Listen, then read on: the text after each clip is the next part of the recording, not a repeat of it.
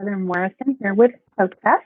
Yesterday, we talked a little bit about what kind of calendar system you use. I asked if you used a digital calendar, if you used a paper calendar, a hybrid system between the two, or does the back of a napkin count?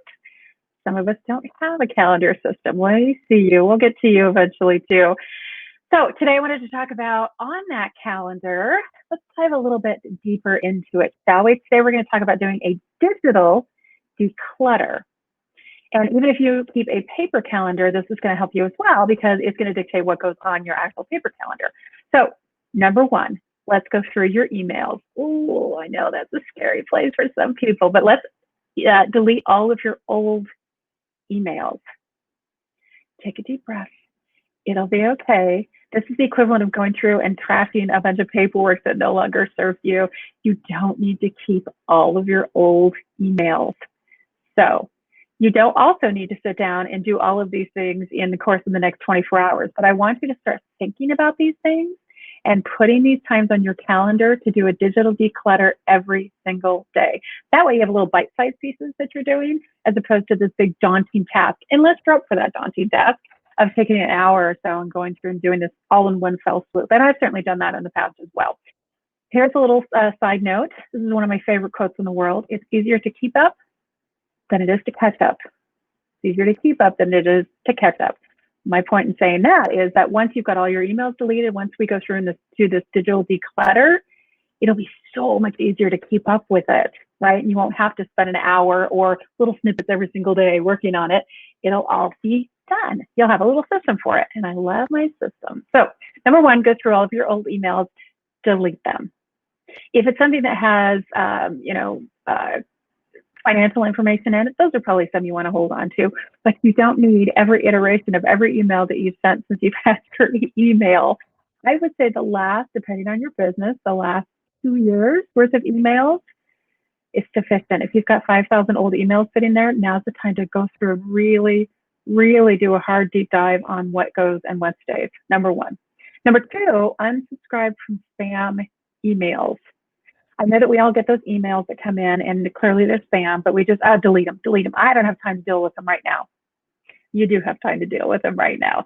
So for the extra 20 seconds it'll take you to go through, click on the unsubscribe, which can usually be found all the way at the bottom of the email that you're not wanting to get anymore. It usually takes about 20 seconds to go back through, click unsubscribe, go to their server, tell them why you want to unsubscribe, or just re-enter the email that you want unsubscribed from their list. Easy peasy. Huge time saver eventually. Number three, create some email folders. If you don't already have these, I am the queen of folders. I've got folders and subset folders and folders of folders. And the easiest way to get through this, if you don't know how to do this, is just to Google whatever email system that you're working on. How do I create email folders? The genius of this is that it doesn't require me to think at all if I'm going back to try to find something. Did you know that your email also has a search function? I know that for my email, it's in the upper right-hand corner. It's a search bar. If I'm knocking my head trying to figure out where I put something, you can always try your search bar. But creating folders will allow you to keep organized, number one. Number two, it'll allow you to, when you scale, if you do decide to scale your business, it'll allow you to just be able to take that entire folder and dump it somewhere so someone else can have access to it as well, as opposed to having to go through and pull a million emails that pertain to that one subject to then dump them into a folder. Again, it doesn't matter where you are in your business. If you're already well established or if you're very, very small, you can always start this process now. Huge time saver. Then you want to turn your email notifications off. What? You can do that? So I didn't know you could do that. Someone shared that information with me. It's been a huge time saver. Again, go back and Google, how do I turn my email notifications off? Now, on my system, which is a MacBook Air, there's a couple different ways you can do that. You can turn off your notifications, which are those ding, ding, ding for various applications you've got running.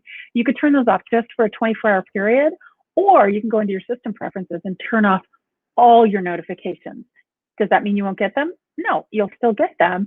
You're just not going to get that Pavlovian response every time you hear a ding or a woohoo or whatever whistle it is for you, indicating that you've got something else going.